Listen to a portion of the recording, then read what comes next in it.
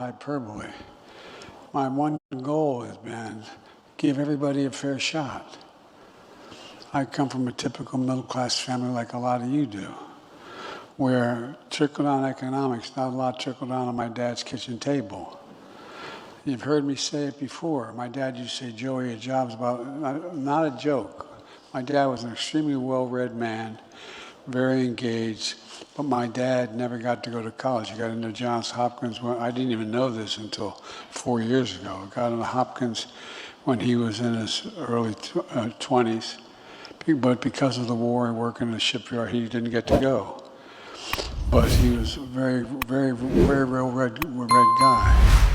He said, Joey, your job's about a lot more than a paycheck. It's about your dignity. It's about, I'm not joking, it's about your dignity. It's about your being able to look your kid in the eye and say, honey, it's going to be okay, and mean it, have a fair shot.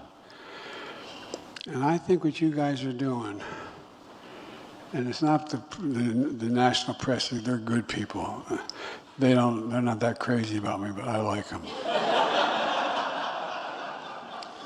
But they'll tell you, I'm putting words in their mouth and they're going to write about how I'm wrong. But they'll tell you how things are changed, how things have changed. There are no editors anymore. There's no editors anymore. You want to get your name in the news, you want to get a click. It's not always best to get it by doing something positive.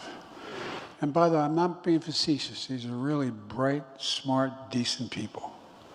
But it's all changed.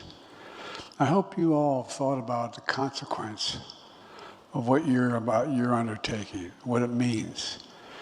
And what presumptuous me sound like a preacher, but what obligations you have to do it on the level. Do it on the level. So, for example, when I do this thing tomorrow, hope a couple of you show up, because it really matters. Like I said, almost every drug over the next 10 years is going to be covered.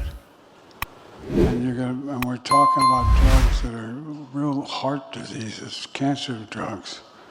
You know, some of these drugs cost $10,000, $12,000 a year just to stay alive, just to have a shot.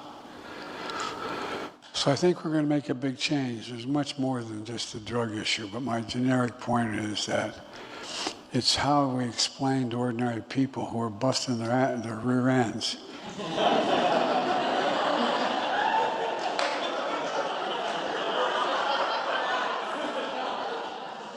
Bless me, Mom, but I forgot.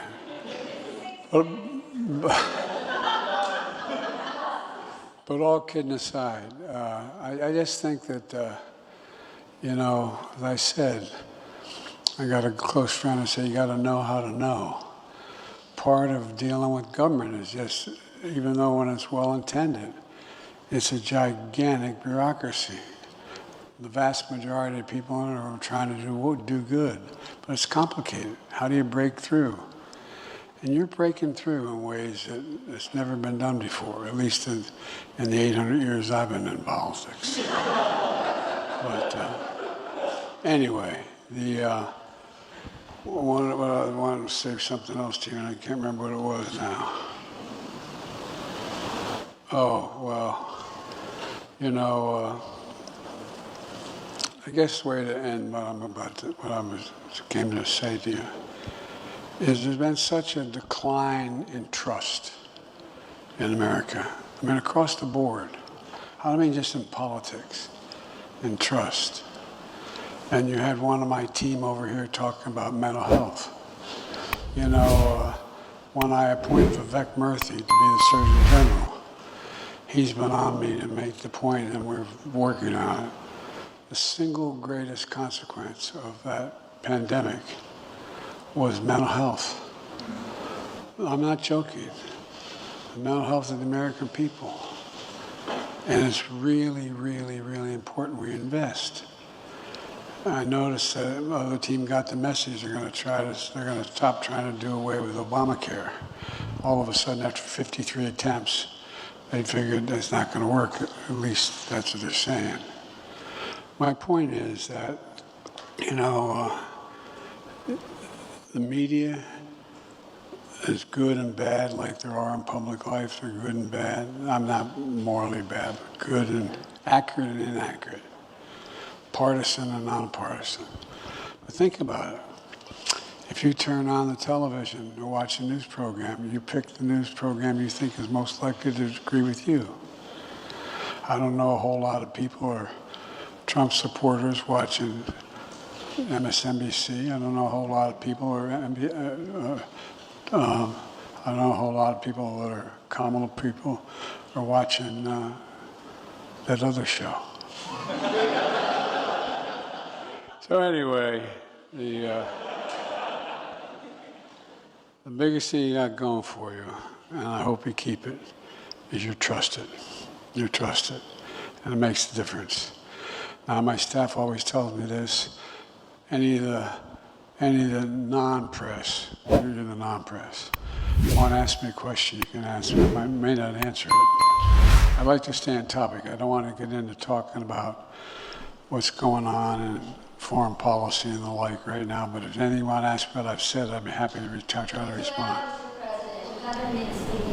I'm not talking to you guys. Yes. Yes. Shh. I'm not going to answer your question. I'm talking to them first, okay? The audience first, okay? Yes, sir. Thank you so much. Thank you, press. Thank you, President. Thank you, press. Thank you. Thank you all. Mr. President, as the U.S. beat inflation, Mr. President. Yes, yes, yes. I told you we're going to have a soft landing. We're going to have a soft landing. My policies are working. Start writing that way, okay? And Mr. President, Anyway, thank did you. you know your Thank you so much. We got to move this and way, Gabe. Mr. President, We gotta did go you this know way. your son Going reached this out way. to a Thank you U.S. so much. ambassador We gotta go about this way. Burisma? Thank you, press. We're going this way. Thank you so much.